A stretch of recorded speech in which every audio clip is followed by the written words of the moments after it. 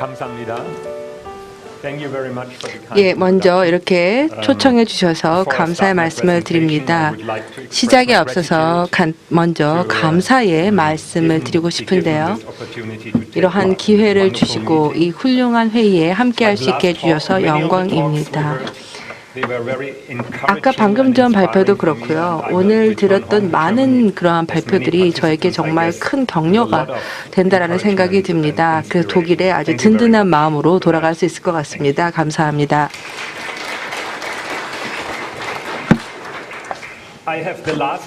제가 이제 마지막 발표자이다 보니까요.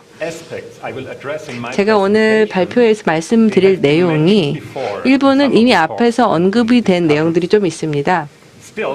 그래도 제가 생각할 때는 다시금 좀 설명을 드려도 가치가 있을 것 같고요. 그리고 사실은 똑같은 주제라고 해도 사람마다 관점이 조금 다를 수가 있고 우리가 다 같이 수행을 하는 사람으로서 다 각자 다른 좀 시각을 제시할 수가 있지 않을까 싶습니다. 그래서 저는 오늘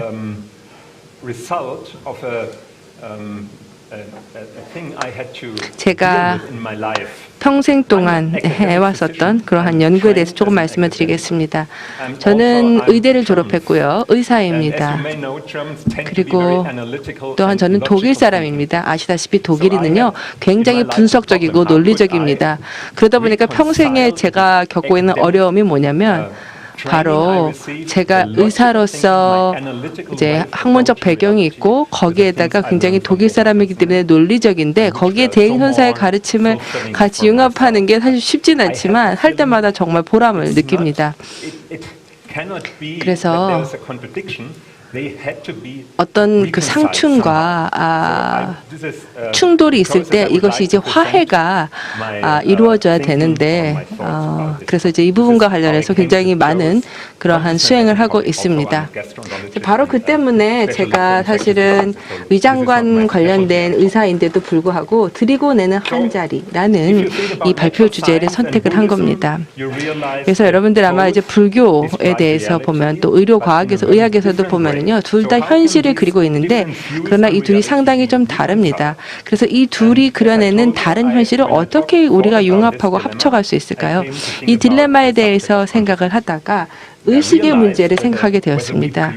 즉 의식이라고 하는 게요. 우리가 뭐 불교가 되었든 아니면은 과학에서 얘기하는 현실이 되었든지 간에 현실에 있어서의 우리의 이해라고 하는 것은 다 인식에서 이루어진다라는 것이죠. 그렇기 때문에 오늘 발표를 좀 정리해서 말씀을 드리자면 한 문장으로 정리해서 말씀을 드리자면요. 바로 현실을 이해하기 위해서 리얼리티를 이해하기 위해서는 인지를 이해해야 한다. 의식을 이해해야 한다라는 것입니다. 예, 그러면 간략하게 제 발표를 해보도록 하겠습니다. 예, 서구 과학과 그리고 불교는 많은 관련이 있습니다. 특히 리얼리티와 관련해서요. 그래서 리얼리티에 대한 저에게 기본적인 생각을 말씀을 드리고 그런 다음에 이 의식에 대한 과학적 접근 방식에 대해서 말씀을 드리고 그런 다음에 과학과 불교에서 이 의식과 리얼리티를 어떻게 다르게 바라보는지 보도록 하겠습니다. 예, 사실은 이 현대 과학에 있어서 이 컨셔스니스라고 하는 것은요, 이분이 이제 시작을 했습니다. 아마 다 아시겠을 텐데만 이 시대의 사람들은 데카르트를 매우 강력하게 신봉을 하고 있었습니다. 예, 그리고 또한 합리적 사고야말로 가장 중요하다라고 봤었습니다. 그래서 바로 이분 데카르트가 바로 서양 철학과 과학의 아버지라고 일컬어지고 있습니다. 데카르트의 대표 저서인 성찰에서 데카르트는 진실만을 기반한 철학 체계를 구축하고자 했습니다. 이를 위해서 데카르트는 매우 근본적인 질문을 제시하게 되는데요. 바로 내가 추호의 의심도 없이 확신할 수 있는 진실이란 무엇인가? 라는 질문입니다. 여기서 진실, 트루스라고 하는 게 리얼리티랑 같은 의미라고 보시면 되겠습니다. 즉 결국 데카르트가 물어본 거는 내가 추호의 의심도 없이 확신할 수 있는 리얼리티가 무엇이냐라는 것이죠. 자, 그래서 이 질문에 대해서 우리가 좀 더 고민해 봐야 될 것 같은데요. 이 질문을 생각을 해보면 맨 처음 떠오르는 게 바로 우리가 이제 정보를 받아들이는데 감각을 통해 정보를 받아들입니다. 예를 들어서 어떤 사람이 내 눈으로 똑똑히 봤어 라고 말을 한다면 그 문장에 대해서 우리가 바로 어떤 의미인지 이해하죠. 왜냐하면 보통은 감각적 인지를 통해서 그 리얼리티가 뭔지에 대한 강렬한 느낌을 받을 수 있는 겁니다. 이게 데카르트의 리얼리티에 대한 탐색의 시작점이죠.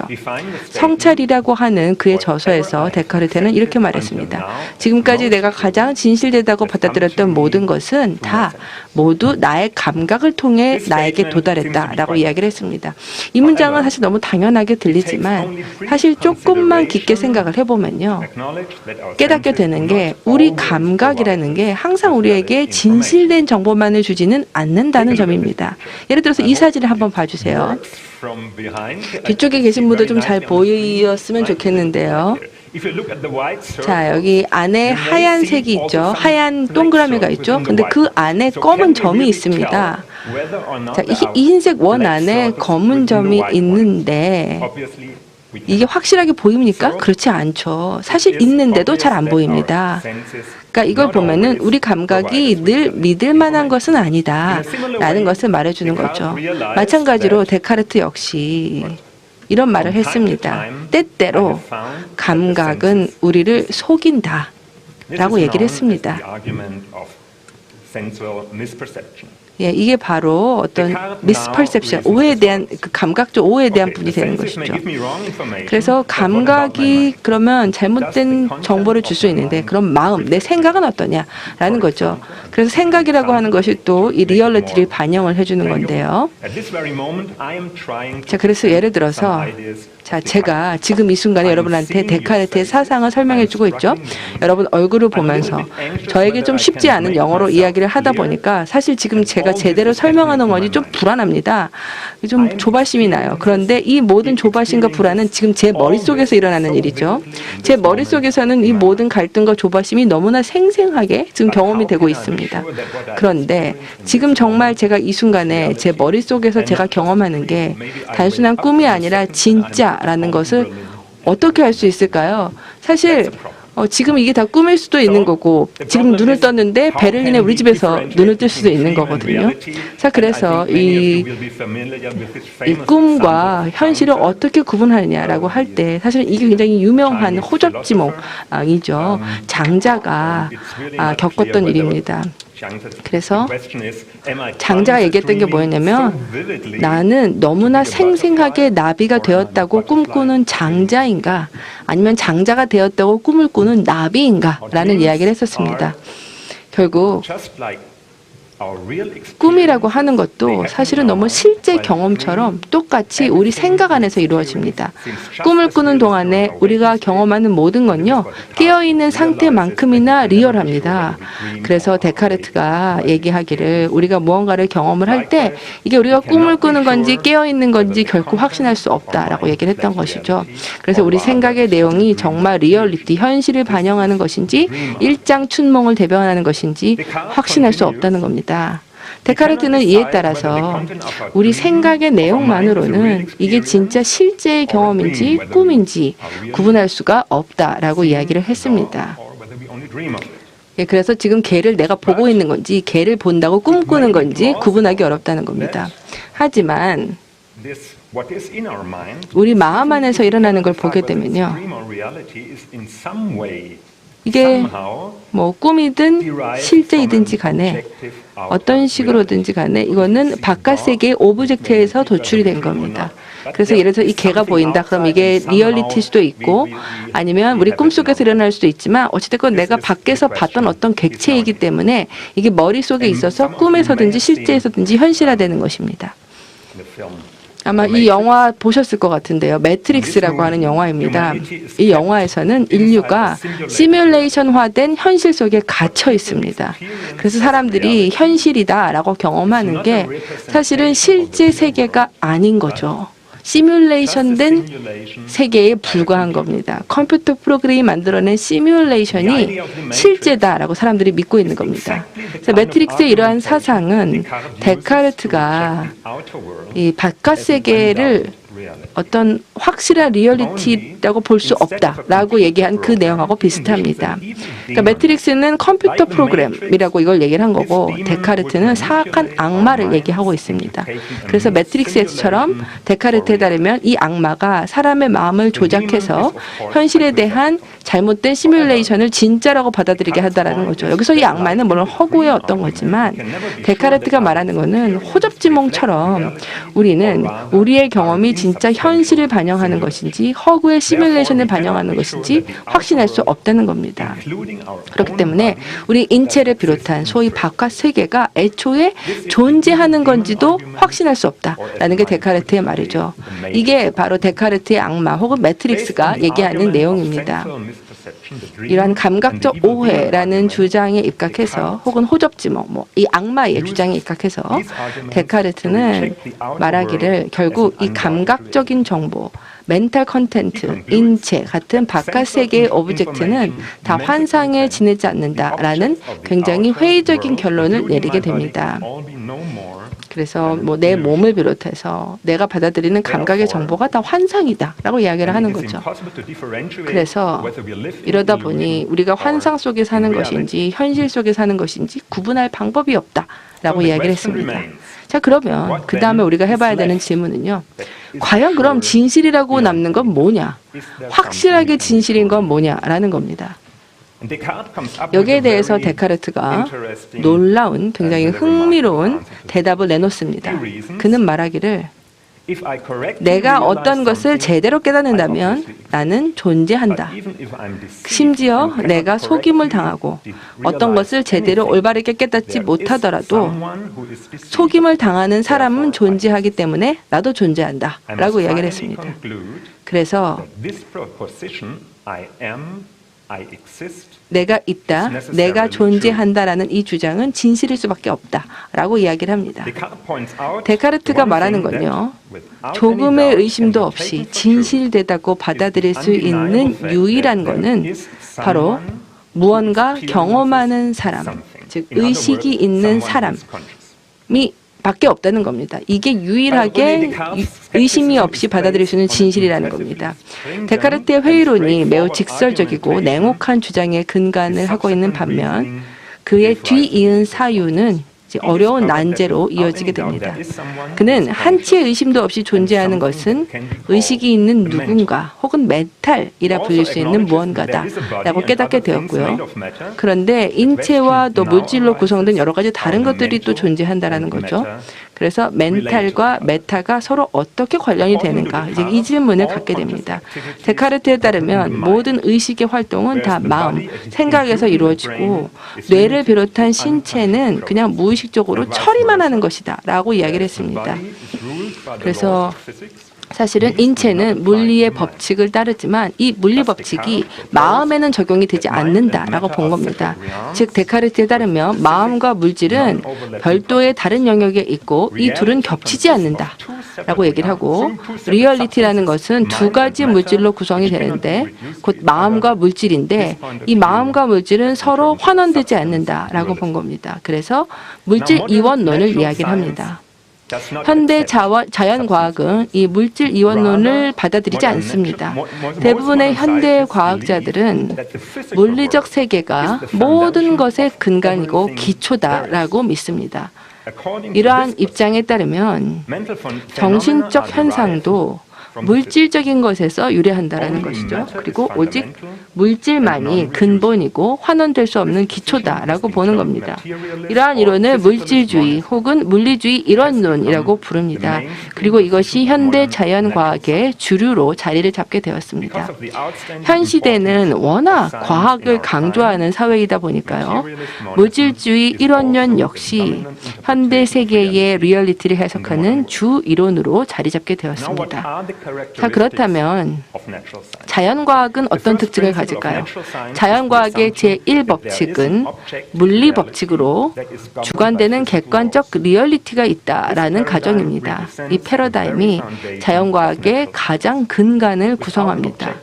모든 존재가 공유하는 객관적인 리얼리티가 없게 되면 자연과학은 말도 안 되는 어불성설이 돼버립니다.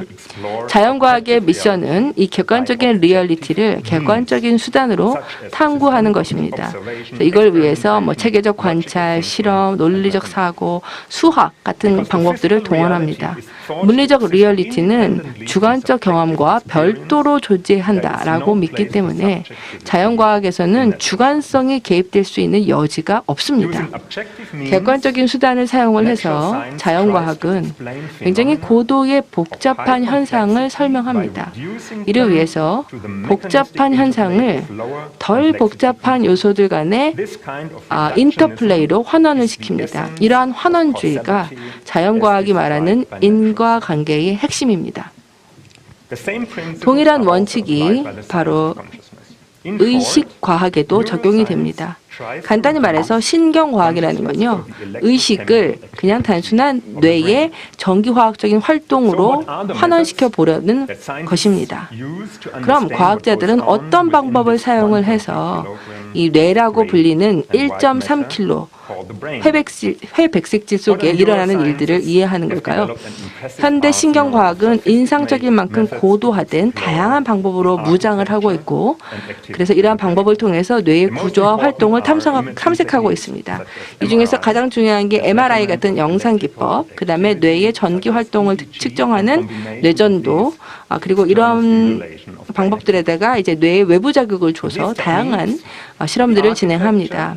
이러한 기법을 통해서 뇌의 이 전기적 그리고 생화학적인 활동이 파악이 되고요. 즉 뇌의 이러한 다양한 활동들이 거의 실시간으로 시각화가 되고 파악이 됩니다. 그러면 이런 방법으로 뇌 구조와 뇌 기능에 대한 데이터를 확보를 해서 이걸 가지고 다시 인지 기능에 대한 연산 모델을 구성합니다. 즉 의식에 대해서 현대 과학은 마음을 연산화한 이론에 의지해서 탐구하는 겁니다. 즉 의식이라고 하는 것을요, 어떤 숫자와 수학과 연산을 통해서 파악한다라는 겁니다. 이렇게 뇌의 어떤 시각화된 시스템과 관련해서 굉장히 많은 연구가 이루어졌습니다. 특히 사람들이 어떤 걸 바라본다라고 하면 이 뇌의 시각화 방법을 통해 가지고 뇌부의 어느 쪽이 활성화되는지를 알 수가 있습니다. 예를 들어서 펑셔널 MRI 같은 거를 가지고 어떤 사람이 얼굴을 바라본다라고 할 때 뇌의 어느 부위가 활성화되는지 파악할 수 있고, 뇌전도 모니터링을 통해서 그 부위에서 일어나는 전기적 활동도 파악을 할 수가 있습니다. 이렇게 보시면 예를 들어서 사람이 얼굴을 바라보잖아요. 그러면 그 사람의 각막에서 신경 활동이 유도되게 되고, 그러면 이것이 1차적으로 뇌의 후두 부위 쪽으로 전달이 됩니다. 예, 그래서 시신경 시스템의 그 수용체들이 거기 많이 있는 거죠. 그리고 이 후두에서 뇌의 여러 다양한 부위로 퍼지고 전달이 되게 되고, 그래서 이 얼굴의 특징이 뭐지에 대해서 다양한 프로세싱이 이루어지게 되는 겁니다. 이 사람의 얼굴에 어떤 감정인 건지 이걸 프로세싱하고 이전 기억하고 비교를 합니다. 이렇게 다양한 두뇌 영역에서 복잡한 프로세스가 조율이 되어서 이제 같이 막 일어나는 거죠. 그렇게 되면 이제 이 얼굴에 대해서 어떤 통일화된 인지가 마음속에 일어나게 됩니다. 이게 굉장히 흥미로운데요. 실제 여러 두뇌 영역이 같이 활성화되게 되면서, 그런데 결국 인지가 될 때는 이 모든 것들이 통합되어서 하나의 인지로 나타난다는 겁니다. 이런 식으로 해서 신경과학은 MRI나 뇌전도를 통해서 마치 컴퓨터처럼 프로세싱되는 정보를 재구축해서 보여주게 됩니다. 그러니까 신경과학은 두뇌를 컴퓨터 같은 정보 처리 시스템으로 생각을 하는 겁니다. 그래서 컴퓨터의 기능은 3단계이죠. 인풋 정보가 있고 프로세싱하고 아웃풋을 산출하는 겁니다. 뇌도 마찬가지라고 할 수 있습니다. 예를 들어서 외부 세계에서 뭔가를 본다라고 하면은 개를 한번 예로 들어볼까요? 이런 특정 시각적 입력이 복잡한 뇌활동 패턴을 거쳐서 처리됩니다. 이런 뇌활동 패턴은 MRI나 뇌전도 EEG로 파악될 수 있습니다. 이런 뇌활동 패턴을 의식의 신경-상관관계 또는 NCC라고 하는데요. 이 NCC는 최종적으로 우리가 마음속에서 강아지, 이거는 개구나라고 판단하는 이런 컨텐츠를 출력해내는 것입니다. 이런 식으로 이제 아까 말씀드렸던 것처럼 인지가 이루어진다는 것이죠. 신경과학자들은 우리가 하는 모든 경험에는 NCC가 있다라고 주장을 합니다. 이 NCC를 유도하면 경험이 유도됩니다. 그리고 이렇게 NCC를 변경하면 경험을 변경시킬 수 있는 것이죠. 그리고 NCC를 이렇게 비활성화하면 NCC가 제거됩니다. 예를 들어 지금 예를 보여드릴 텐데요. 이 예에서 NCC를 비활성화하면 아까 말씀드렸던 그 강아지에 대한 개에 대한 인식이 완전히 제거될 수 있습니다.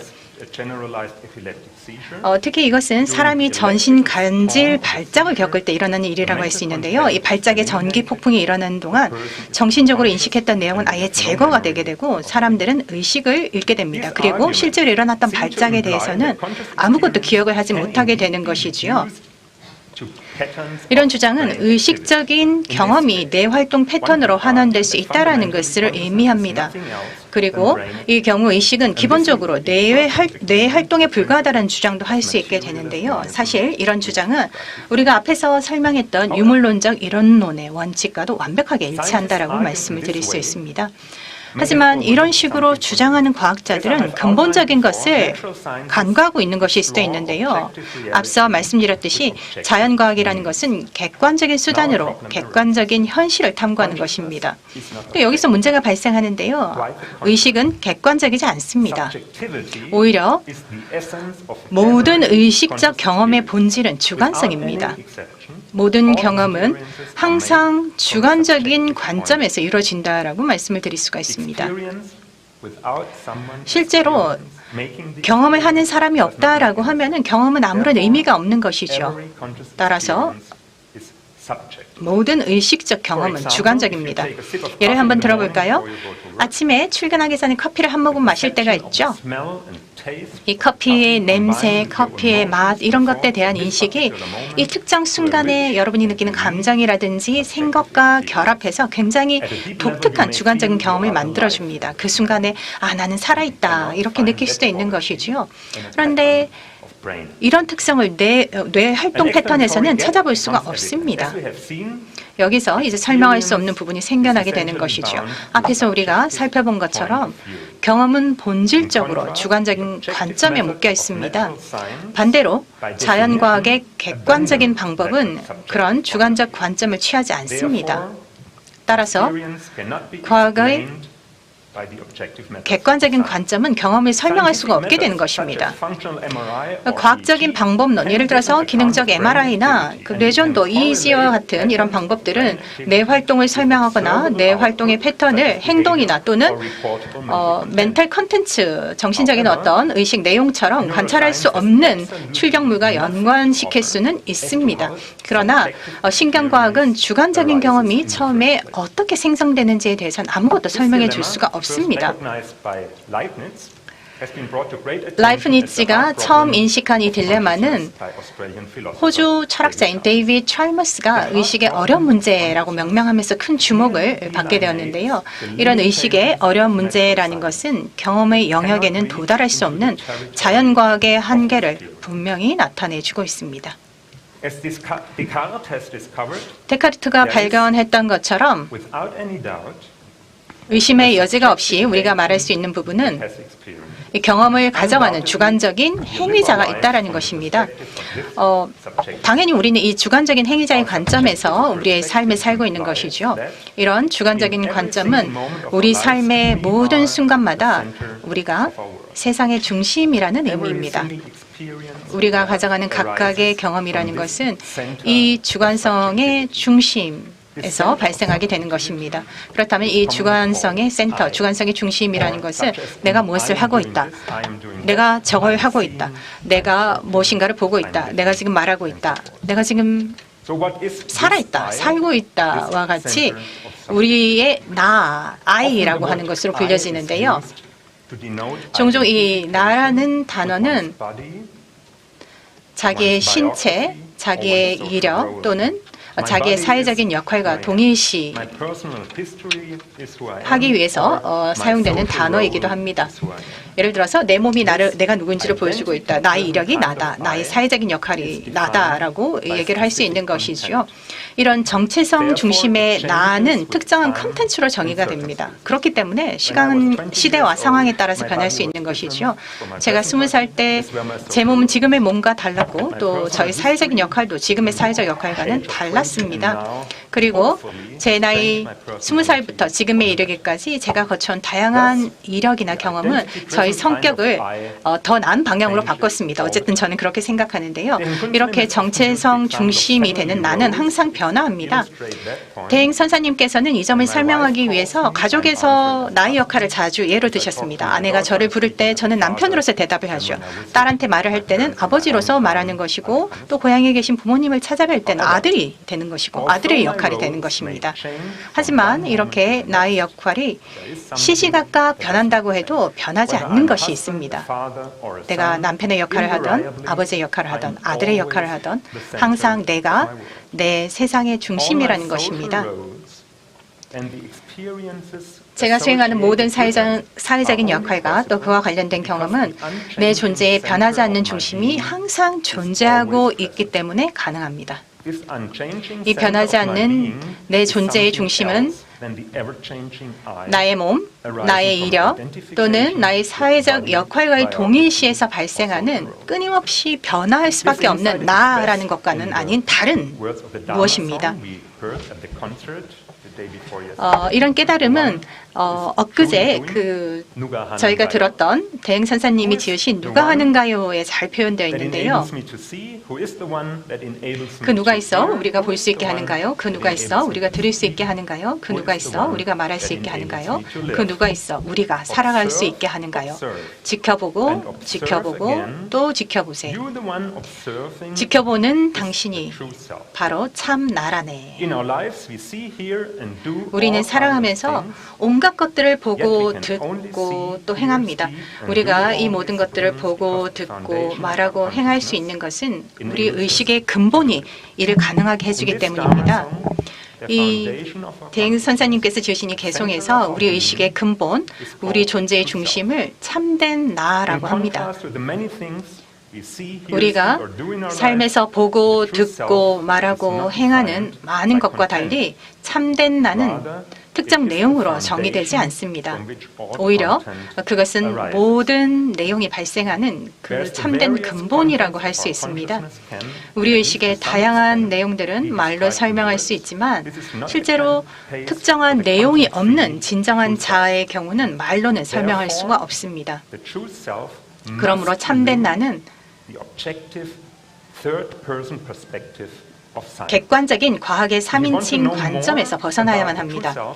참된 나에 대해서 더 알고 싶다면 성찰적인 1인칭 접근법을 통해 관하는 수행을 해야만 합니다.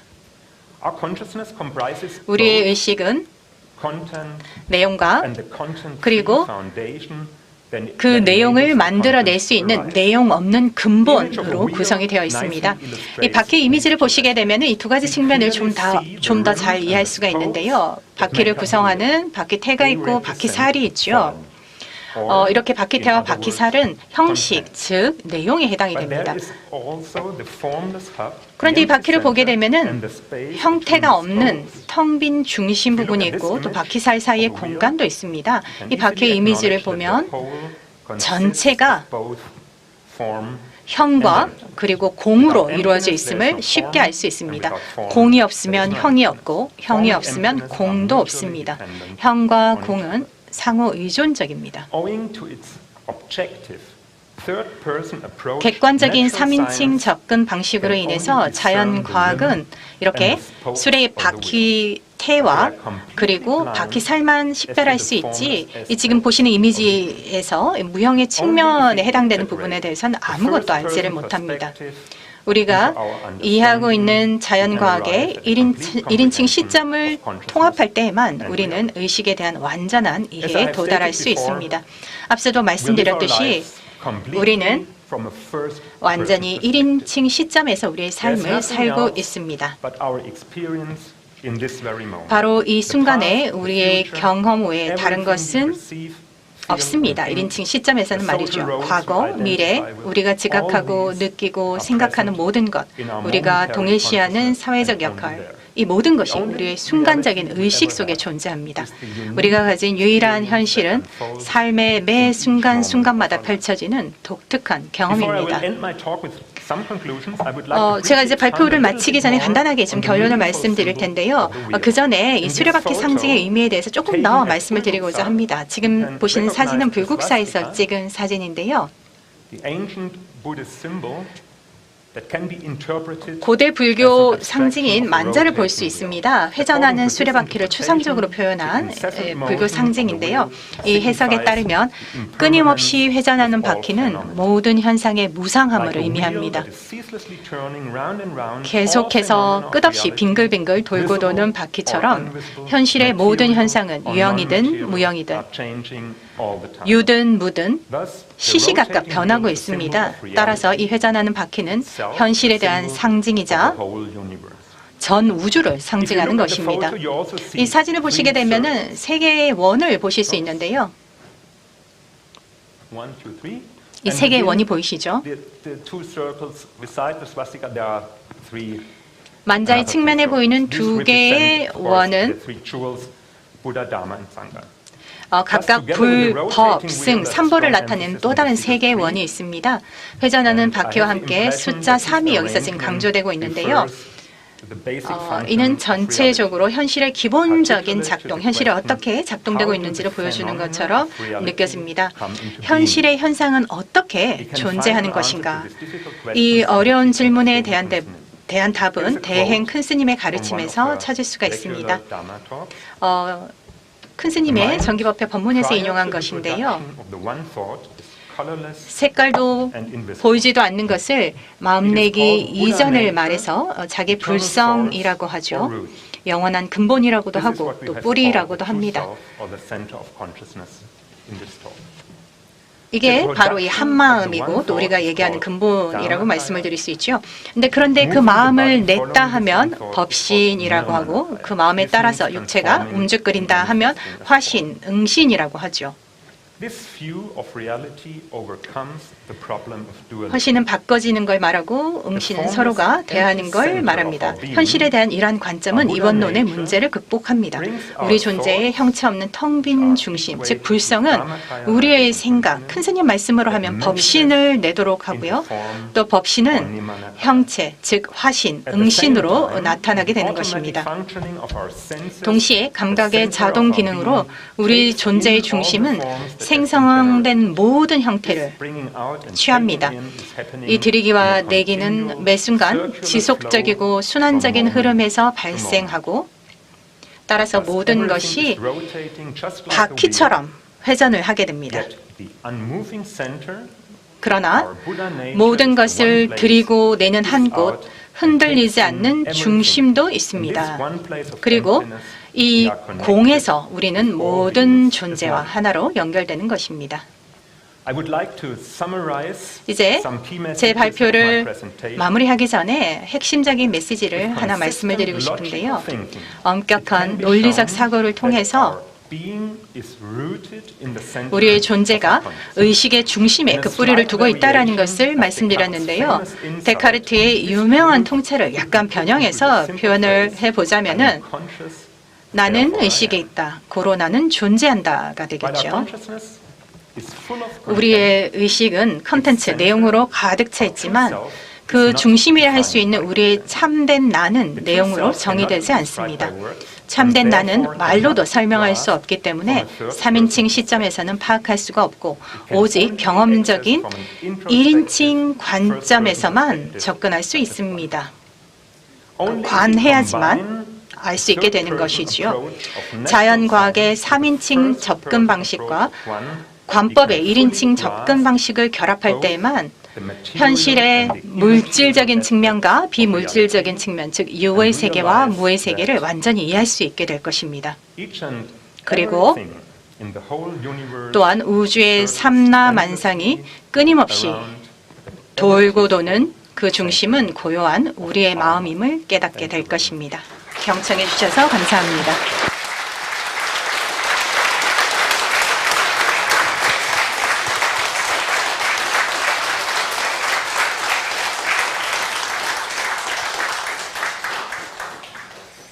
자, 한수영 교수님 장시간 동안 좋은 강의 감사드립니다.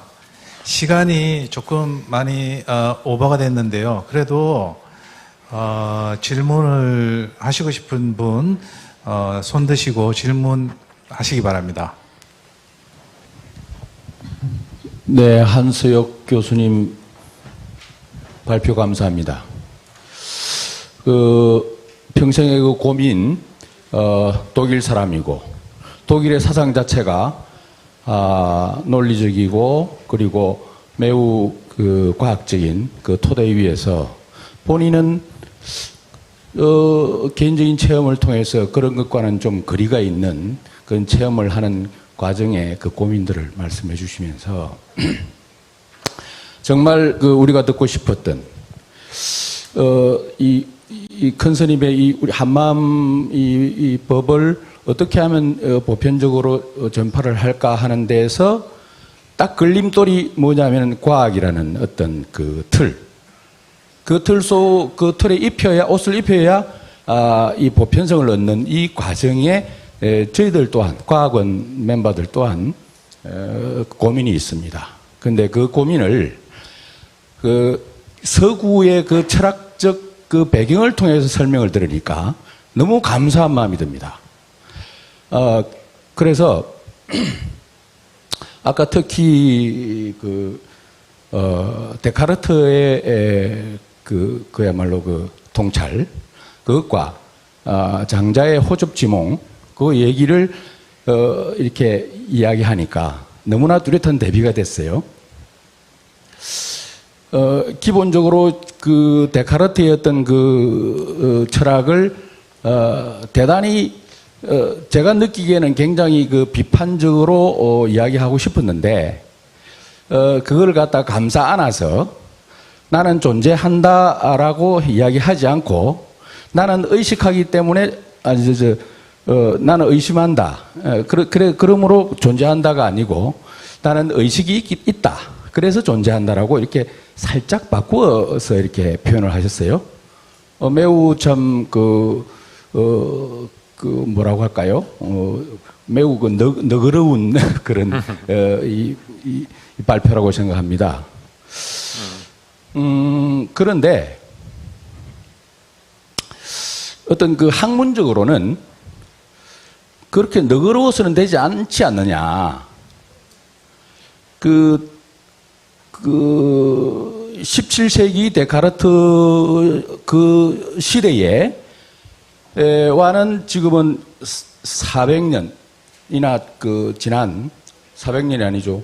500년이 지난, 시점인데, 그렇다면 지금의 어떤, 이 접근법은 많이 달라졌습니다. 우리 마음을 갖다 뇌를 정보로 이렇게 해서, 접근할 정도니까요. 그런데 그런 것들은 얼마나 잘못됐습니까? 우리 마음을 또는 뇌를 정보로 치환해서 연구를 하겠다는 것은 연구의 방법론, 아주 편리한 방법론이지, 과학자들이 그야말로 아주 편리한 방법론으로서 정보를 차용한 것이지, 진정한 어떤 결론을 낼 수는 없는 거거든요. 예. 발표하셨다시피, 그건 아니지 않습니까? 그래서, 그렇다고 한다면은, 소위 측정할 수 없는 것. 우리 큰 스님도 그렇고 생각을 끊어라. 그 다음에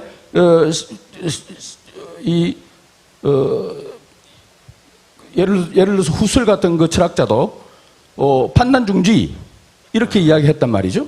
그러면 그런 움직임이 없는 공간을 결국은 측정할 수 없는 겁니다. 우리가 그야말로 깨닫고자 하는 내 근본 자리, 그거는 그 고요한 그 지점은 측정할 수 없는, 답을 낼 수 없는 거죠. 아무리 가봐야. 그래서 그런 점에 대해서 충분히 인식하셨을 것 같아서 우리 한수혁 교수님이 그 부분에 대해서 한 말씀 뭐 좀 더 첨언을 하실 수 있을 거라고 믿어서 질문을 드립니다.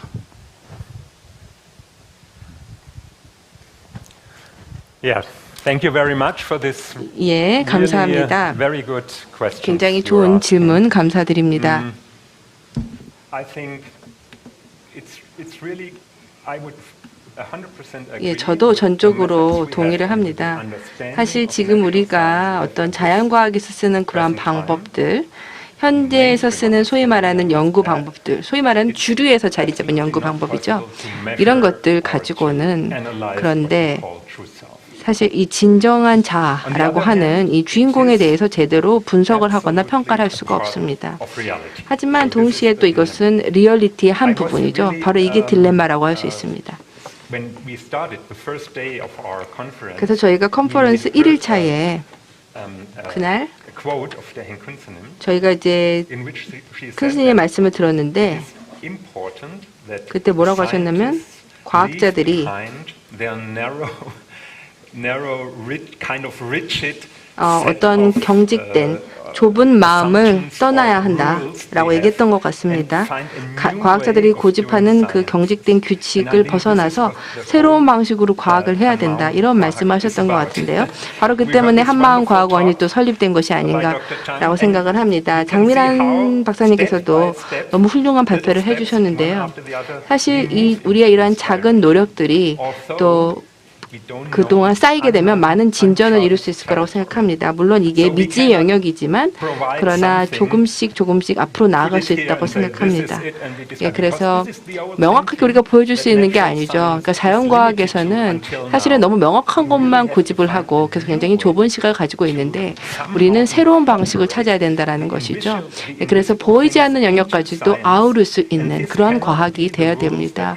그리고 이것은 사실 지금까지는 과학에서 적용되지 않았었는데 과학이 바뀌어야 되는 부분이다라고 생각을 합니다. 또한 제가 굉장히 좀 미스테리하다라고 느끼는 부분이요. 아까 그 부처와 달마카마, 니카마에 대해서 얘기를 했었었는데요. 아시다시피 큰 스님은 얘기하기를 달마카야는 우리의 영혼과 같다라고 얘기를 했던 것 같습니다. 이게 너무나 강력한 그러한 가르침이라는 생각이 듭니다. 예, 그래서 우리가 정말로 이 과학을 혹은 한마음 과학을 발전시키고 싶다라고 한다면 이거를 이 대행 스님의 이거를 미래 프레임워크, 미래 과학의 발전 안에다가 넣어야 될 것 같습니다. 법신이라든지 이런 내용들이 반드시 반영돼야 된다고 생각합니다. 그래서 어떻게 보자면 우리가 너무 객관성과 관련해서 도그마를 가지고 있고 객관성을 너무 좀 거기에 천착하고 있는 것 같은데 물론 이게 필요하지만 이건 굉장히 제한된 것이라는 것이죠. 그래서 객관적인 것이 전체를 대변하지는 않는다. 그렇기 때문에 좀 더 종합적인 이해를 할 수 있는 어떤 그러한 새로운 과학 연구의 프레임워크를 찾아 나가야 될 것 같습니다. 근데 정확하게 이게 어떤 그림이 될지는 저도 말씀을 못 드리겠습니다. 이제 막 시작한 거니까요.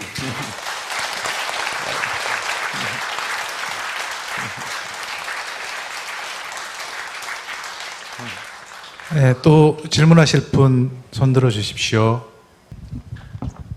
예, 오늘 해주신 강연 굉장히 인상적으로 잘 들었습니다. 제가 질문드리고 싶은 거는요, 의식에 관한 궁금증을 가진 분들은 한 번쯤 이제 말씀해주신 것에 그런 의문들을 가졌을 텐데, 영어로 루시드 드림이라고 하죠. 자각몽. 꿈을 꾸면서 자기가 꿈을 꾸는 것을 이렇게 자각하는 경우가 있거든요. 근데 저의 경험을 통해서 어떤 궁금증이 드냐면 꿈을 꾸면서 아 내가 꿈을 꾸고 있구나라고 느끼는 순간 그때 꿈속에 나뿐만 아니라 일체의 것이 내 의식의 나툼이라는 것을 아는데도 불구하고 역시 그 꿈속에 내가 있거든요. 그때 이제 지금 말씀하신 그 언제나 1인칭으로서 인식한다는 것이 무엇인지를 확연히 느끼게 되는데 어떤 지구의 깨달음을 얻은 붓다와 같은 존재를 할지라도 그런 일체가 내 의식의 나툼이구나라고 느끼는 그런 순간에 그런 1인칭을 벗어난 어떤 그런 시각은 전혀 가질 수가 없는 것인지 제가 궁금했던 점이 그겁니다. 언제나 인간의 의식은 1인칭 안에서만 그래서 1인칭이 없어지는 순간 그 개인은 어떤 존재하지 않는다라고 보는 것이 맞는 것인지 그것이 궁금합니다. 예. 제대로 전달이 됐는지 모르겠습니다.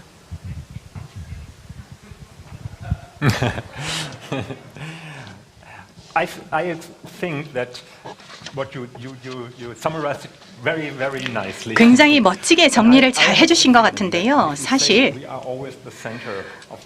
우리가 항상 우리의 중심이다. 특히 의식에 있어서는 1인칭이라는 것이 항상 우리 경험의 중심이 된다라는 것인데요. 대인 큰 스님께서 말씀하셨던 것처럼 전 세계 그리고 모든 우주는 하나입니다. 제가 말씀드린 것도 그건데요. 내가 있기 때문에 온 우주가 있는 것이다 라는 것이지요. 그리고 꿈과 관련해서 사실 꿈속에서 나의 경험, 그러니까 꿈에서의 경험과 그리고 그 꿈을 꾸는 나를 현실에서 실제로 구별하는 것은 굉장히 어려운 일입니다. 심지어 꿈을 꾸면서 내가 꿈을 꾸고 있다는 것을 알면서도 그것은 어려운 것이지요.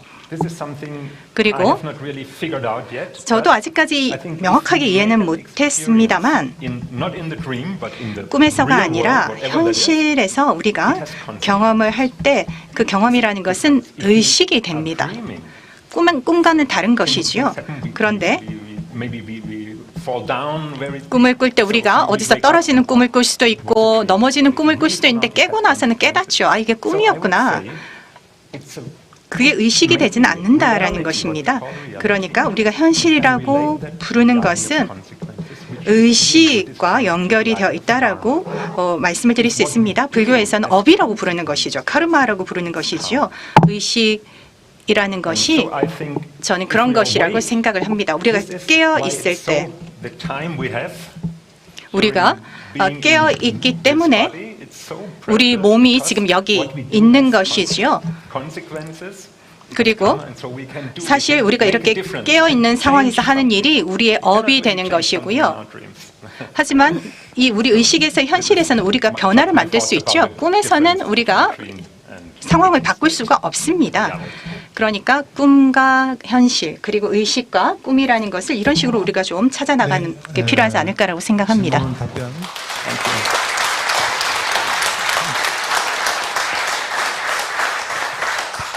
교수님 마지막으로 제가 개인적으로 질문 하나 올리겠습니다.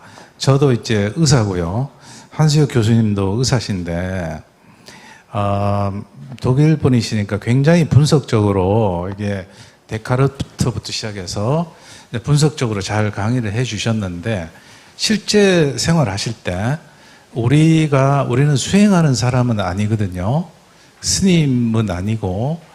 우리 주업이 이제 굉장히 힘들고 아프고 특히 대학병원 계시니까 중환자들이 많이 밀려오고 그렇거든요.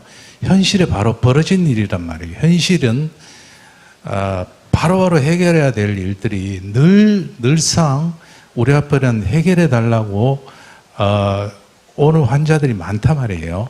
근데 그게 생활인데 큰 스님께서 제일 강조하신 게 생활 속에 불법 수행을 할 수 있을까? 머리 안 깎은 사람이 의사가 환자 보기도 바쁜데 어느 세월에 도 닦고 있나 이거죠. 그런데 된다. 바로 그걸 가지고 수행을 해라. 그게 된다고 이렇게 가르친 게 저는 굉장히 그 큰 스님의 가르침의 핵심이라고 보거든요. 그런데 생활 속에서 한수욕은 의사로서 환자를 대할 때 되게 바쁜데 그걸 어떻게 수행을 하고 계신지 궁금해서 여쭤봅니다. Thank you very much for that 예, question. 감사합니다. 질문 I ask 감사드립니다. myself this question every day. 사실 제가 이 질문 저도 항상 스스로에게 매일매일 해보는 You 질문입니다. know, working as a physician, 사실 제가 of course, I'm 의사로 relying to 일을 the- 하다 보니까 to the craft I learned. 예. So I do what I've learned. 그러면서 또 I 이제 try 많은 to 것들을 배우게 apply, 되는데요. the 그래서 이 knowledge 배운 것들을 and 어찌됐건 최대한 많이 to the best 적용하려고 of my 합니다. knowledge. 최대한 제가 아는 것들을 적용을 해서 환자에게 도움을 주려고 하죠. 근데 The biggest difference 좀 가장 큰 차이점이라고 한다면, being a doctor, 그러니까 제가 의사라고 하는 제 존재, 근데 의사이지만 어느 순간부터인가 제가 이제 관수행을 이제 일상생활에 적용을 하고자 했었을 때 모든 환자에 대해서 다 그러지는 못하지만 어떤 환자들 같은 경우에는요, 훨씬 더 좀 심화된 차원으로 연결이 되는 그런 환자가 있습니다. 예, 그래서 그때는 제가 잠시 멈추는 연습을 합니다. 지금 연습하고 있는 단계이죠. 수행을 하고 있는 단계입니다. 근데 어찌됐건 그래서 환자한테 좋은 어떤 걸 해주고 싶다라는 생각이 항상 저에게 있기 때문에 이 수행을 하지 않으면 사실은 나의 많은 강점들이 잃어버릴 수 있다라고 생각이 드는 겁니다. 그래서 이런 좀 더 깊은 그러한 생각으로 연결이 되면 좋은 의사가 되기에 더 쉽다라고 생각합니다. 아까 말씀을 드렸듯이 대학병원에 있다 보니까 제가 암 환자도 만나고요. 여러 이제 중증 질환의 환자들을 많이 만나고, 사실 이 환자들 중에 상당수는 어찌됐건 사망하게 되는 그런 환자들이 많습니다. 이제 마음이 아픈데요. 그럼에도 불구하고 이 환자들하고 제가 좀 잘 묘사를 할 수는 없는데 이 환자하고 굉장히 끈끈한 어떤 그 연결 관계를 느끼고, 그렇게 되면은 훨씬 더 좋은 진료를 할 수 있는 그런 경험들이 있습니다. 네, 감사드립니다.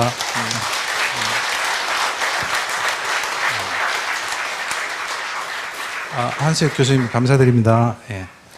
이로써 마지막 세션 강의를 모두 마치도록 하고요. 장시간 동안 참여해 주신 많은 청중들, 그다음에 스님들, 발표자분들께 모두에게 감사드립니다.